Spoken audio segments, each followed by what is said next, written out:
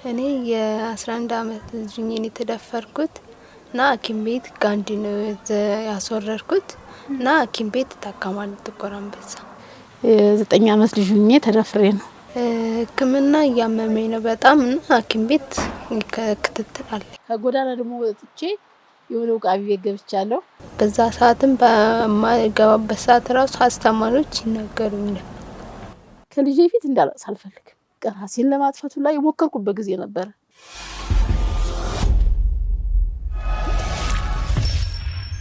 እኚህ ባለ ታሪክ ወይዘሮ እንዬ ይባላሉ።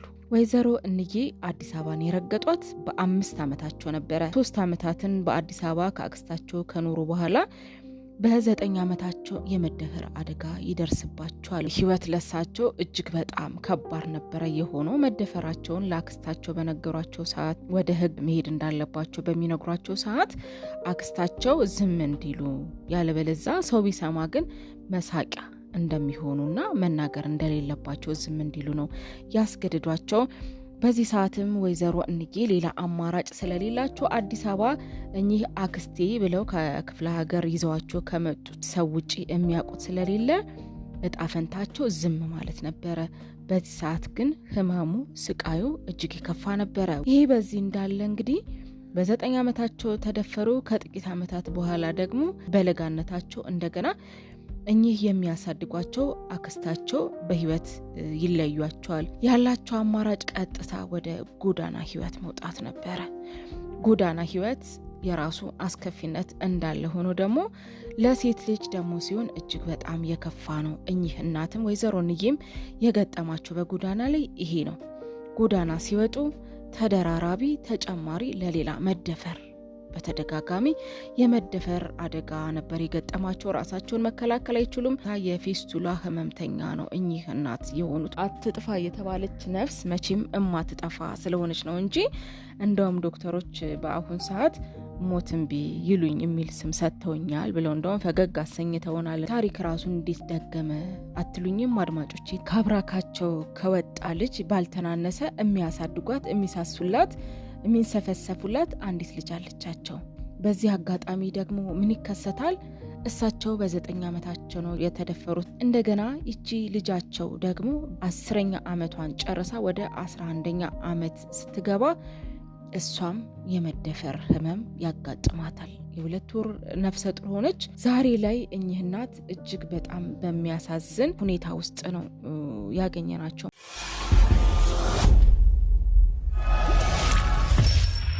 በመጀመሪያ ለቃለ መጠይቁ ፈቃደኛ ስለሆን ሽልን አንቺ ልበል አንቱ ልበል እንደው አንቺ? አዎ ለንግግርም አንቺ ሲሆን ይቀላል አይደለ? ያው እንደ ታላቅ እህትም እንደ ልጅሽም ብይኝና አንቺ ብዬ ፕሮግራም ልጀምር። እንግዲህ እስኪ እንደው ከሙሉ ስምሽን ጀምር እህቴ። ስሜ እንዬ ያለው ይባላል። የጥቁር አንበሳ ስሜ ግን ሞትንቢ ይባላል። ሞትንቢ? አዎ ረጅም 40 አመት ይሆነኛል ሕክምና ጀመርኩና አይደለ? አዎ። እንደው የምን ሕክምና ነው እስቲ ጀመርሽው? የኔ የስኳርም ወስዳለሁ። በመጀመሪያ የነርቭ ታካሚ ነኝ። የነርቭ ታካሚ ነኝ፣ የስኳር ታካሚ ነኝ፣ የግፊት ታካሚ ነኝ። ብዙ መድኃኒቶች ወስዳለሁ። የአስም ታካሚ ነኝ፣ የሳምባ ታካሚ ነኝ። ሞስታቸው መድኃኒቶች እነዚህ ናቸው። ገልውጭ ነው እና ምናልባት እኔ የሁላ መድኃኒቶች ሞስታቸው ናቸው እነዚህ እዚህ ጋር ያሉት ማለት ነው። እነዚህ መድኃኒቶች ሞስደው ግን ካገኘው በልቼ ነው፣ ካጣው በባዶ ሆዴ ነው።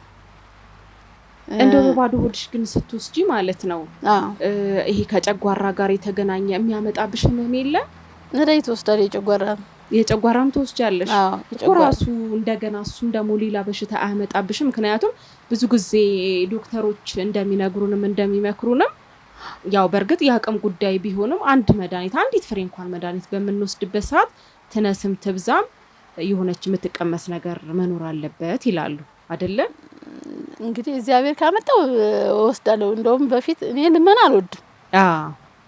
ይሄ መንገድ ላይ አንጥፎ ስለ እግዚአብሔር ምናምን አልወድም እና ስለዚህ ስለ በሽታዬ 20 ጀምሮ ግን ያመኛል፣ ለመስራት መጓጓለው ግን ይሄ እጄ ነርቭ ተቆጣጥሯል። እንደዚህ በኩል ነርቭ የተቆጣጠረው ነው። በአንድ በኩል በአንድ መስመር ሙሉውን ማለት ነው። አዎ እቺ ደግሞ 3 አመት ሊሆናት ነው። ምን ሆነሽ ነው? አጥንቴ ተሰብሮ አሁን አረርት እየታከምኩ ነው። ወድቀሽ ነው? አዎ 3 ቦታ ናት። ሁለቱን አከማዋት እቺ አሰራም እና አሁን ሁለቱን ሰርተዋታል። አንዱን ደግሞ በሚቀጥለው ይሰራል ተብሏል። መድኃኒቶቹ በጣም ውድ ናቸው አይደለ? አዎ ካልሽም እና ከመጀመሪያው ልጀምርልሽ። እሺ እኔ ከመጀመሪያው ጀምሮ በጣም የተከፋው ነኝ። አሁን ግን እግዚአብሔር ይመስገን ትንሽ ይሻላል። ቀን እየወጣልኝ ነው መሰለኝ። ይሁን እሱማ እግዚአብሔር ይመስገን ሲል ነው የተሻለ የምናገኘው። እንዴት ነው የከፋ ስልሽ ከመጀመሪያ ምን ከ5 አመት ልጅ ነው ከገጠር የመጣሁት ወደዚህ ወደ አዲስ አበባ ማለት ነው። አዎ እሺ። ከዛ በኋላም አሁን ሃይምሮ መድኃኒት የምወስድበት ምክንያት 9 አመት ልጅ ሆኜ ተደፍሬ ነው። አዎ እንደው እዚች ጋር ሊያዝ ላርግሽና በ5 አመትሽ አዲስ አበባ መጣሽ። በ9 አመትሽ ደግሞ የመደፈር ነገር አጋጠመሽ ማለት ነው። ይሄ ሁሉ ሲፈጸም እንደው ቤት ነበርሽ? ቤተሰቦች ነበሩሽ ወይንስ አዲስ አበባ ላይ የት አካባቢ ነበር የምትኖሪው? ወደ ኮልፌ ነበርኩ እና እኔ ሰርቃ ያመጣችኝ ሴትዮ አሁን የለችም። ወዳው የ10 አመት ልጅ ሲሆን እሷ የሞተችው የለችም። ከክፍለ ሀገር ሰርቃ ነበር ያመጣችሽ? አዎ አሁን ግን እሷ ካመጣችኝ በኋላ ወንድሟ ነው የደፈረኝ። እንደዚህ ያረገኝ ስላትን ሰው ይስቅብሻል ዝም በይ ያለችኝ። ያው ጋንዲ ሆስፒታል ነበረ። ካርዴ ግን ባለፈው አስፈልጊው አጣሁት። የለም እንደው ብዙ አመት ስለሆነ እንደዚህም ሰፊ አልነበረም። ትንጥዬ ነበር የሐኪም ቤቷ እና እንትን ጋንዲ ሆስፒታል ተኝቼ በ15 ቀን ነው በሳምንቴ ነው እንደዚህ ነቃው። ስነቃ የት ነኝ ያለው አልኩኝ። የማውቀው ሴትዮዋ ቤት አንድ ክፍል ቤት ውስጥ ታዘግቶብኝ ነው ሙሉ። ራስሽን ስተሽ ነበረ? ብዙ እሷ በፊትም ሳልደፈርም ብዙ ፈተናዎች ነበሩና የስራም ጫናም ጭምር ነበር ማለት ነው። በር ተዘግቶ ሰው አያገኝ እንትን ማን ነው ሽንቴም ስሻ እሷ ዘግታ ትሄዳለች። ሽንቴ ከመጣ በማስታጠቢያ ነው የምጠቀመው። ሰው አላቅም እና አንድ ዳቦ የ10 ሳንቲም አሁን 15 ብር ገባኝ መሰለኝ። አንዲት ዳቦ ነው በልቼ ነበር ሙሉውና አሁን የአይምሮ እንትን የምጠቀመው ታንቀኝ ነበር በፊት። እንደዚህ ታንቀኝ ሽንቴ ምናምን ሲያመልጠኝ ታወርደኝ ነበርና እሱ ነው አሁንም ያለ ይመስለኛልና ተጽዕኖ እስካሁን ድረስ አለ ማለት ነው። አለቀቀኝማ የአይምሮ የምወስድበት በሱ ነው። እንደገና ደግሞ ራሴንም ጠፍቶብኝ ለይቱላ 8 ሰዓት 9 ሰዓት ወጥቼ ነበር። አሁንም ወደ አመት ሆነኝ። አሁን ደህና ነኝ እግዚአብሔር ይመስገን። ሞቶ መሄድ የለም።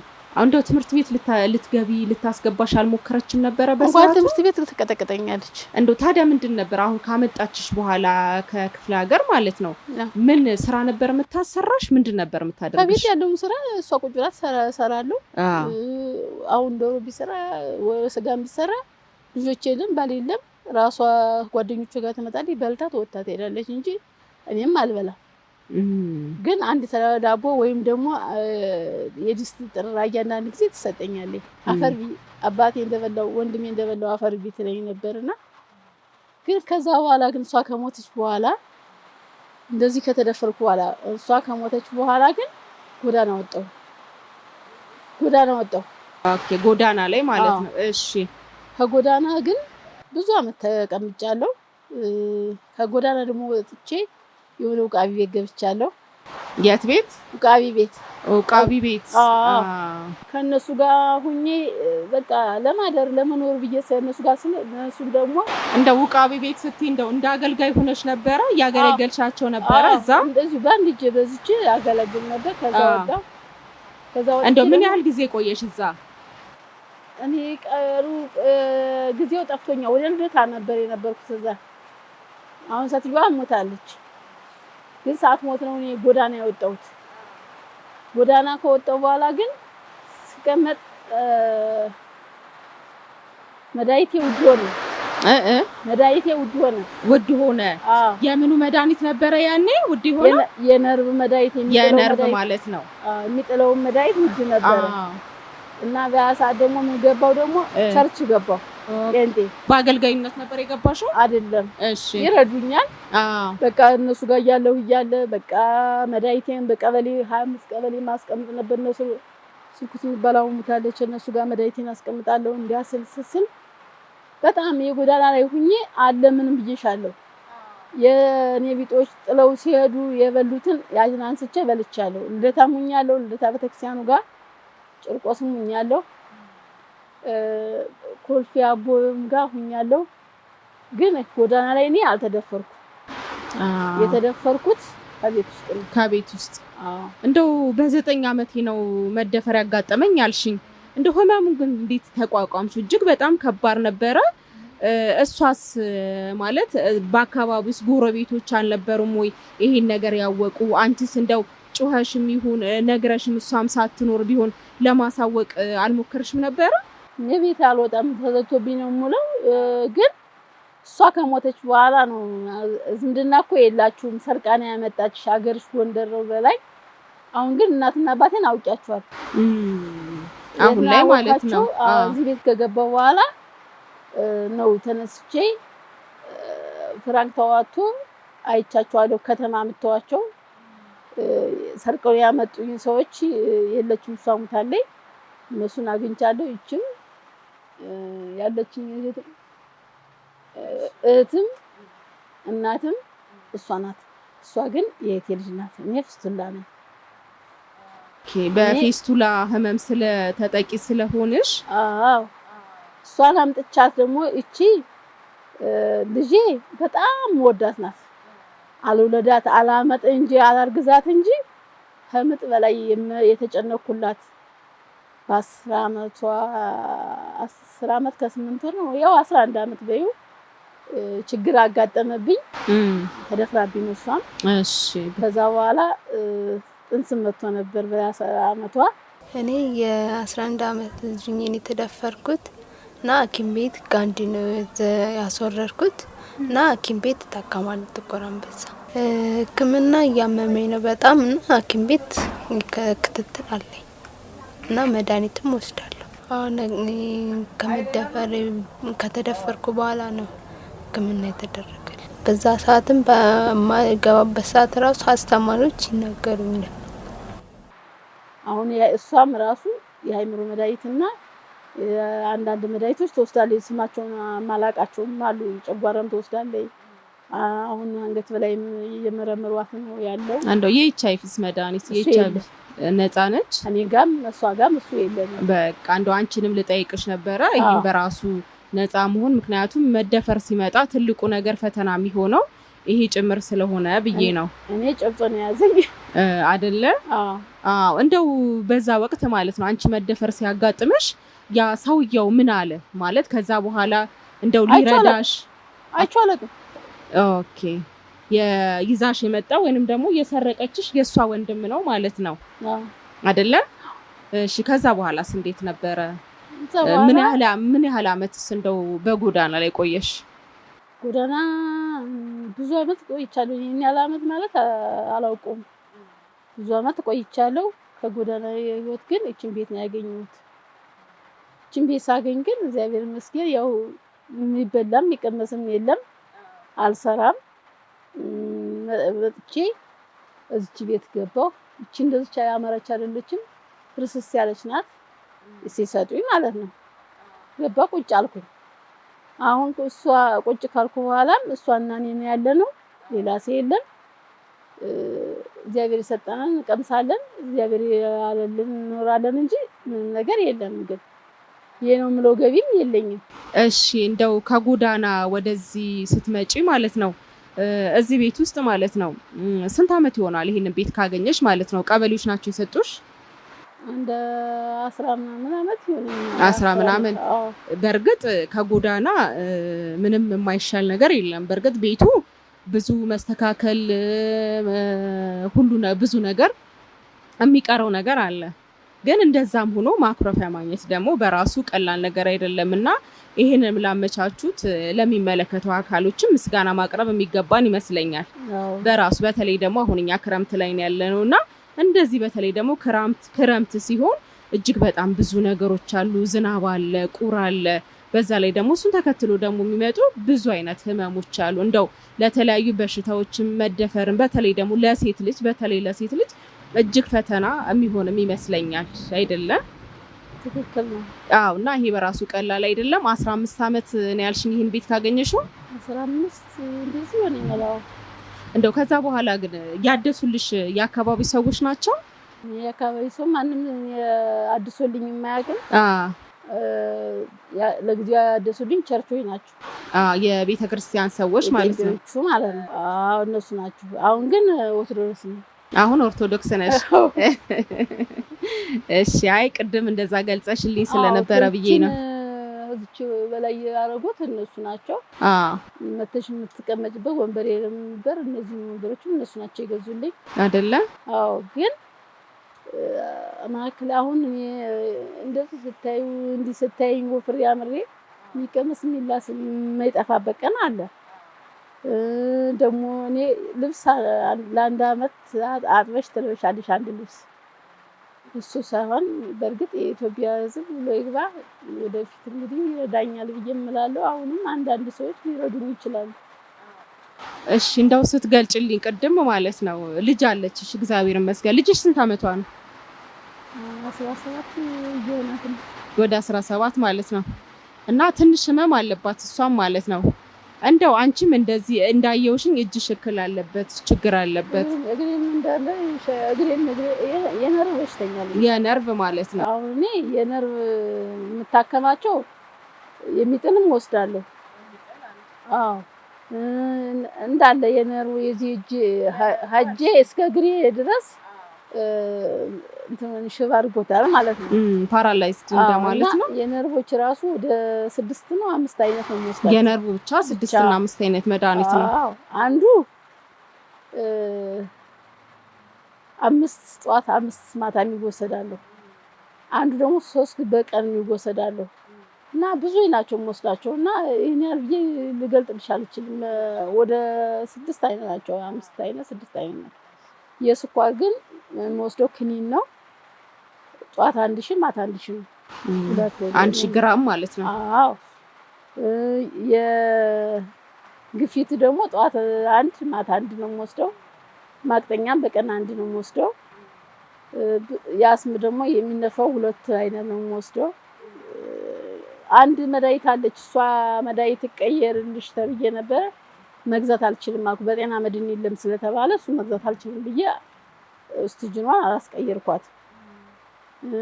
እንደገና ደግሞ እኔ ብዙ ነው የአይምሮም ራሱ 5 አይነት ናቸው የምወስደው። አንድ አይነት ነው 5 ነው የምወስዳቸው። ከዛ ውስጥ ደግሞ እኔ ስሟን አላውቃትም። ደግሞ ከአይምሮ ውስጥ ደግሞ የምትወሰድ መድኃኒት ማታ ማታ 2 አለች። ካልሽም አለ በቀን የሚወሰድ መድኃኒቶች ሁሉ ያልኩሽ ሁላ መድኃኒት አይገኝም። በጣም ውድ ነው። አዎ። በጤና መድን የፈለገ ቦታ ብትፈልጊ አታገኛቸውም። እና እነሱ መድኃኒቶች መታያቸው ናቸው። አሁን 5 የሚወስዳቸው ያልኩሽ እንዴት አድርጌ ላሳይሽ? እነዚህ ናቸው። ይሄኛው የስኳር ነው፣ እዚህ ቢጫው። እቺኛዋ የግፊት ናት። እዛ ጋር ያለው የነርቭ ነው። ላይ ያለችው ደግሞ እዛ ጋር ያለችው ደግሞ የአይምሮ ናት። እና መድኃኒቶች ብዙ ናቸው። ግን ያ ሁላ መድኃኒት ግን በነፃ አታገኝም። አይገኝም አይደለም? አዎ። እንደው እዚህ ጋር አሁን ይሄን ካነሳሽ አይቀር በነፃ ወይንም ደግሞ በጤና መድን የምትወስጃቸው አሉ። እሱ በጤና ጣቢያ ካለ ትወስጃለሽ። ጤና ጣቢያ የሌሉትን ከሆነ እንደው አቅምሽ ትንሽ ደከም ያለ ነው የምትችይበትም ሁኔታም አይደለምና እንዴት እያደረግሽ ነው መድኃኒቶቹን የምታገኙስ? የሚገዛልሽስ ማን አለ? ማንም ይገዛልኝ የለም። ለነፍሴ ያለ አሁን ያሉት አንዳንድ ወጣቶች ካሉ የማርገጃ ልጆች አንዳንዴ ብር ሳያላቸው እነሱም ሊገዙልኝ ይችላሉ እንጂ ማንም የለም። እና የማርገጃው ልጆች ውለው ይግቡ ይጨርሱልኝ። እዚህ አካባቢ ያሉ ወጣቶች እንጀራም ሲኖር እንጀራ በፌስታል ማምቶ በየሳህን ማምቶ ይሰጡኛል። እነሱ ማለት ነው እንጂ ሌላ ነገር ይሄ ነው የሚባል የለም። ምክንያቱም እኔ አሁን አንቺን ሰውራሽ ራሱ እንደው አንድ ሰው አንድ አይነት እንኳን በሽታ ኑሮት ራስ ምታት እንኳን ሲይዘን ያቺን የራስ ምታት ፓራስታሙን እንኳን ለመውሰድ በጣም እንቸገራለን። እና አሁን አንቺ እንደነገርሽን ከ4 ከ5 አይነት በሽታ በላይ ያለ አንደኛ፣ ሁለተኛ ደግሞ በቀን ከ5 ከ6 ጊዜ በላይ መድኃኒቶችን ትወስጃለሽ። እነሱ በራሱ በጨጓራ ላይ የሚያመጡትም የራሱ የሆነ ተጽዕኖ አሉ። እንደው እነሱን እንዴት ያደርግሽ ነው? ሌላስ ህመም እንደው መድኃኒቶቹ በራሱ ሌላ የሚያመጣብሽ በሽታ የለም? ዶክተሮች የገለጹልሽ ነገር የለም? አለ እንጂ አሁን የጨጓራ አሲድ የመጣው በሱ የተነሳ ነው፣ ከመድኃኒቱ መብዛቱ ማለት ነው። እንደገና ደግሞ እኔ ማዘኔን ትንሽ ያመኛል፣ ፈሳሽ ነገሮች አሉ። ያው ይሄ ነው አላሉኝ እንጂ የካንሰር እንትን የሚያሳያ ብለውኛል። ማዘም ካንሰር ማለት ነው። እና ያንን እስካሁን ድረስ ምንም ያደርጉልኝ ነገር የለም። እሱ እየተከታተልኩት ነው። ብዙ አሁን እንደዚህ ነግረሽ ራሱ የሆነ ሰውነቴም ይንቀጠቀጣል፣ በመንገዱ ላይ ጥለኛል። እንደው አሁን ቤትሽን ሳየው የእውነት እጅግ በጣም ማዝኛለሁ። ትንሽ ተደራራቢ ትንሽ ያልጋነች ላንቺና ለልጅሽ ያለችው ማለት ነውና እንደው ይሄን ኑሮ በምን መልኩ ነው እስካሁንስ እየገፋሽ ያለሽው? ለኢትዮጵያ ሕዝብ እስቲ እንደው በደንብ ግለጭለት። በርግጥ ለኔ እቺ ፎቅ ቤቴ ናት፣ ከጎዳና ህይወት ያገኘኋት ቤት ናት። እና ጎዳና ሙኜ ኑሬበታለሁ። እና ይቺ ቤት አለች። አሁን ቤቱ ብቻ ሳይሆን አሁን ይሄ ቢፈርስ ራሱ መገባበት የለኝም። ያው ቀበሌ ይሰጠኛል። የቀበሌ ቤት እንደሆነ ያው ተስፋ አድርጌ ነው እንጂ ምንም ነገር የለም። ራሱ የዕለት ራሱ ምንም መድኃኒት የሚገዛበት የለም፣ ምንም ነገር የለም። ያለኝ እንግዲህ ፈጣሪ ብቻ ነውና የኢትዮጵያ ሕዝብ ነው እንግዲህ ይረዳኛል ብዬ የማስበው። ሌላ እንግዲህ የምታየው ነው። ቤቱም ይሄ ነው። ቤታችንም እቺ ናት። እግዚአብሔር ይመስገን። አንደኛ መንገድ ዳር ነው፣ ሁለተኛ ቤቱ እንደው ከጎዳና ይሻላል በሚል ነው እንጂ ትንሽ ድክም ያለ ነው። ነገ ምናልባት በመንገድም ሊሆን ይችላል፣ በልማትም ሊሆን ይችላል፣ በወንዝ ተፋሰስም ሊሆን ይችላል። ምናልባት እንደው አያድርገውና የመፍረስ እድል ካለ ይሄ ነገር እንዴት ነው? ቀበሌዎች፣ ወረዳዎች ቀድማችሁ የተናገራችሁበት ያመለከታችሁበት እነሱስ እየመጡ የሚያዩሽ ነገር አለ? የሚመለከታቸው አካላቶች እንደማንኛቸውም ሰው የሚነሳበት ሲነሳ እንደው መጠለያ ከሰጡኝ ወረቀቱ አለኝ። ግን ያውን ራሱ ማንም የለንም። እንግዲህ ያለን ሰው የለንም። እንግዲህ አይዟችሁ የሚለን የለም። ቤትም ቢፈርስ ምን ቢልም ማንም አይዟችሁ የሚለን የለም። ግን ምን አስባለሁ መሰለሽ፣ ቤት ከፈረሰብኝ ቀበሌ ካልሰጠኝ መጠለያ ካጣሁኝ እኔ ጎዳናዬን እገባለሁ፣ እሷንም ወደ ገጠር ልካታለሁ ብዬ ማስብበት ጊዜ አለኝ። ለምን ይሄ ነው ብዬ ወይ እንደ ሰው ብር የለኝ ወይ አንድ ነገር የማደርገው ነገር የለኝም። ልጄ ደግሞ ምኮራባት የፈለገ ቢርባት ራበኛ አታውቅም። አንገቷን ትደፋለች። ጉልበትና ጉልበቷ ስታረግ ርቧታል። እንጀራ ገዝተሽ እላታለሁ። የተወሰነ ነገር ደግሞ ብር ምናምን ካገኘን ደግሞ 2 ኪሎ ቢሆን ጤፍ እንገዛለን፣ ምጣድ አለን።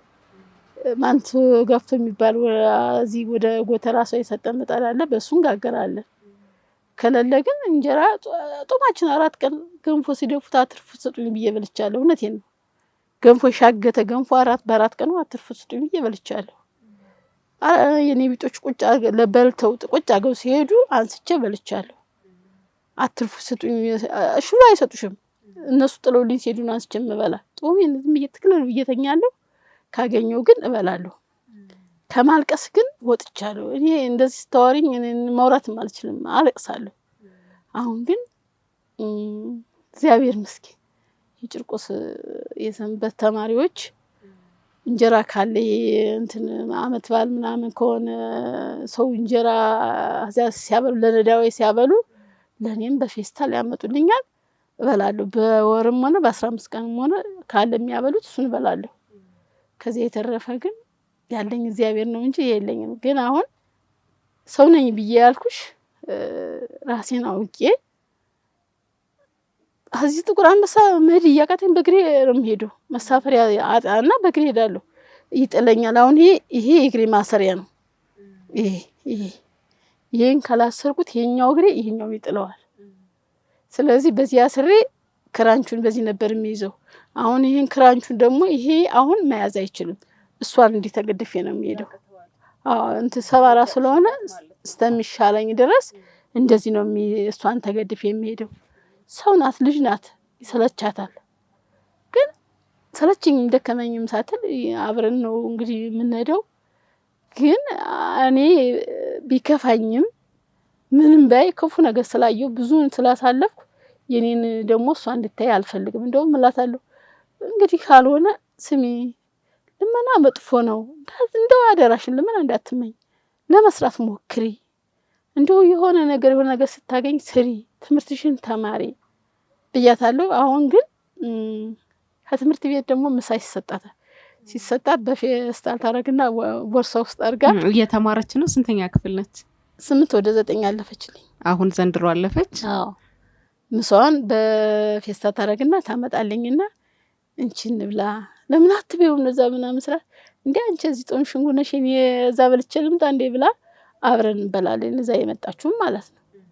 እና ያለችኝ እንግዲህ ልጅም እህትም እናትም እሷ ናት። ሌላ የለኝም። አዎ ያንቺ ፍሬ ነች። አሁን እንደዚህ ያልኩሽ ለመሰለሽ እንደው ባንቺ ውስጥ ጥንካሬን እያየሁኝ ነው። ምክንያቱም 9ኛ ዓመትሽ ላይ ተደፈርሽ፣ እጅግ በጣም ብዙ የተለያዩ ቤቶች ሰራሽ፣ የሰው ቤትም የእምነት ተቋምም ገባሽ፣ ሌሎች ህይወትም ፈተኑሽ፣ እጅግ በጣም ብዙ ህይወት ፈተና ደርሶብሻል። እዚህ ላይ ደርሰሻል።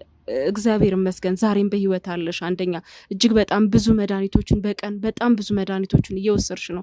ለአንድ ሰው አንድ መድኃኒት እንኳን የሚከብደውን አንቺ ያንን እየወሰድሽ ግን አሁንም በህይወት አለሽ። ስለዚህ ልጅሽ ጥንካሬሽን እያየች ነው። ስለዚህ እንዳንቺ አይነት እናት እያለቻት ልትሸነፍ ይገባል ብዬ አላስብም። አንደኛ። ሁለተኛ እንደው ዛሬ ላይ ማለት ነው እናትና አባትሽን ቅድም ጠቀስ አድርገሽልኝ ነበር። እንደው የመገናኘት እድሉን አላገኛችሁ? አግኝቻቸዋለሁ። እዚህ መተው ነበር አይደለም? ደካማ መምጣት አይችሉም። እሱ ያለው ቤተክርስቲያን ውስጥ ነው ያለው። እናቴ ደግሞ ልበ ብርሃን ቤት ውስጥ ናት ያለችው። እንደው እህትና ወንድሞችሽ አልሰማሽም? የሉሽም? አሉ ግን ይጠይቁኝ አያውቁም። ሀብት ቢኖረኝ ኖሮ ይጠይቁኝ ነበር። አዎ ማንም ሰው እስካሁን ድረስ ይጠይቀኝ የለም። ግን ማለት ነው እውነቴን ነው እህቴ ልንገርሽ መድኃኒት ማለት በጣም በጣም በጣም ያቃጥላል። እኔ አሁን የሰው ፊት መናገሩ እያፈረኝ ነው እንጂ ይሄ ሲሄድ እንደ በርበሬ ነው የሚያቃጥለኝ። ህምብርቴ በታች ማለት ነው። እውነት ነው። ይሄ ግማሽ ጎኔ ደግሞ አሁን ግራ ይገባኝ። በሕክምናም ታክሜ ያልዳንኩት ተኝቼም ማያስተኛኝ ቆሜም ማስኪቶኝ ይሄ በግማሽ በቀኝ ጎኔ በኩል በጣም አሞኛል። እና ሐኪም ቤት በርግጥ ታያለው የጉበት ችግርም አለ። የስብ ክምችት ወስዳለው። ቅድም ያልገለጽኩልሽ ላይ የስብ ክምችት ወስዳለው። ጉበቱ ላይ ችግር አለ ብለዋል። ግን እኔ ደስተኛ ነኝ። የሁላ ሲሆን ደስተኛ ነኝ። ግን ከልጄ ፊት እንዳለቅስ አልፈልግም። ፊቴን ዞራለሁ። የበቀኛ ሴትወኝ ይመስለኛል። አለቅሳለሁ። ከዛ በኋላ ደግሞ መልሼ ደግሞ ፈጣሪ ወይ ተመስገን ይባሳ ያንጣል እሷ ልቆይላት። እኔ እዚህ ቤት ውስጥ ብዙ በቃ ራሴን ለማጥፋት ላይ የሞከርኩበት ጊዜ ነበር። ግን ሳስበው እሷስ ማን አላት? እውነት ነው። እንደገና ደግሞ እሷስ ማን አላት ብዬ ሳበቃ ደግሞ ነገስ ቢያልፍልኝ እውነትም እኔ አንድ አሁን በፊት ምንም ነገር እንደነገርኩሽ ሻገተ ገንፎ በላለሁ። ሲጠሉት አትጦራሉስ ብዬ እኔ ቢጥ ቁጭ አገው ሲሄዱ አንስቼ በልቻለሁ። ብዙ ነገሮች እሞኛለሁ። ግን አሁን ግን ካልሆነ ትለምኛለሽ። ግን ልመና ግን መውጫ የለው ይጣፈጣል። እኔ አሁን ዶክተር እቺና አዱኑኝና እንደገና አሁን ደስተኝ አይኔ የሚያይ ይመስልሻል? የኛው አይኔ ይሄኛው ነው የሚያየው። ይቺ ደግሞ በአንድ አይነሽ ደግሞ ይቺ ደግሞ አንድ ማድረግ ደግሞ አቺ እና ምን አለ መሰልሽ እንደው ሰውኝ ሰርቼ ልብላ ዶክተር አዱኑኝ ነው የምላቸው። ለምን የሰው ፊት እንዳላይ የለት እንጀራ እንድቀምስ ጦም ከማደር ክኒ ለኔ አንዳንድ ጊዜ እኮ በባዶ ዲ ሙጥበት ቀን አለኝ። በባዶ ዲ ወጣለሁ 2 ቀን ጦም ያደርኩበት ቀን አለኝ። ግን እሷ ምን ታረጋለች? ትምህርት ቤት ካለ ችግር የለም ታመጣለች። ምሳዋ የተሰጣትን ቋጥራ ትመጣለች። አስተማሪዎች ያውቃሉ። ግን ያው ድርሻዋን ይሰጣታል እና ሲሰጣት እዛ ትመጣለች። ጥቁር አንበሳ ደግሞ ቁጭ የተኙት አልጋ የተኙት ቆሻሻ ውስጥ ሊደፈሱ ልበላ ስል አትቢ ይሄ ብዙ በሽታ አለው ተብሎ የተከለከልኩበት ጊዜም አለ። የሚደፉትም ማለት ነው። እና አሁን እግዚአብሔር ይመስገን እኔ ደስተኛ ነኝ። በርግጥ ግን መድኃኒት ግን አቃጠለኝ። እውነት ነው። አሁን ቅድም አለርት ነበርኩና መንጭ የለኝም። አለርት እዚህ ጥቁር አንበሳ ደምንም እያረፍሽም ቁጭ እያልሽ ከሌት 10 ሰዓት 11 ሰዓት እየሄድሽ ትታከሚ ትችያለሽ። ትንሽ ስለሚሄድ ማለት ነው። አለርት ድረስ ግን መሄድ አልችልም። አሁን ሄድኩኝና ታክሚ ሳበቃ አሁን እንዴት ነው የሚሄደው? ምንም የለችኝ እቺ 20 ብር ናት። በእናንተ ደግሞ ሊያብብልኝ ሊያፈራልኝ ይችላል አላቅም። አዎ እንደው እስቲ ወደ መጨረሻው እንሄድና እንደው እየተመለከቱሽ ያሉት የኢትዮ ኢንፎ ሚዲያ ቤተሰቦች እንደነገርንሽ ቅድም ከአገር አቀፍ እስከ ዓለም አቀፍ ነው። እንደው ይሄ ቢደረግልኝ ብለሽ በደንብ አድርገሽ ግለጭላቸው፣ ንገሪያቸው። አንደኛ፣ ሁለተኛ በጣም ብዙ አይነት መድኃኒት ነው የምትወስጂው። ልጅሽም አለች፣ ልጅሽ ታዳጊ ነች። እንዳልሽውም አንቺ ያየሽውን ነገር ባታይ መልካም ነውና ለልጅሽም እንደው መሰረታዊ ነገር የሚመቻችላት እንደው ንግድም ሊሆን ይችላል የሆነች እንደው መሰረታዊ ነገሮች ሊመቻችላት የሚችልበት ሁኔታ፣ ላንቺም ደግሞ እንደው በነፃ ዶክተሮች ሊኖሩ ይችላሉ ከሚመለከቱት ውጪ ካሉ ብዙ ጥሩ ደጋግ ልብ ያላቸው ኢትዮጵያኖች ብዙ አሉና እንደው ይሄ ቢደረግልኝ ለልጅም ሆነ ለኔ እንደው ለነገ መሰረታዊ ነገር ለኔ ለሕክምናዬ፣ ለልጄ ደግሞ ለጤናዋ፣ ለንግዷ፣ ለህይወቷ፣ ለነገ ተስፋ እንደው ይሄ ቢደረግላት ብለሽ በመጨረሻ እንደው በደንብ አድርገሽ ለአድማጮች ግለጭላቸው። እኔ አሁን የኢትዮጵያን ህዝብ የምጠይቀውና የምፈልገው የለት እንግዲህ የምታዩት ቤቴ ግን ከጎዳና በእርግጥ ፎቅ ቤቴ ናት። እኔ ከጎዳና ያገኘኋት ቤት ናት። ቤቱ ይሄ ነው።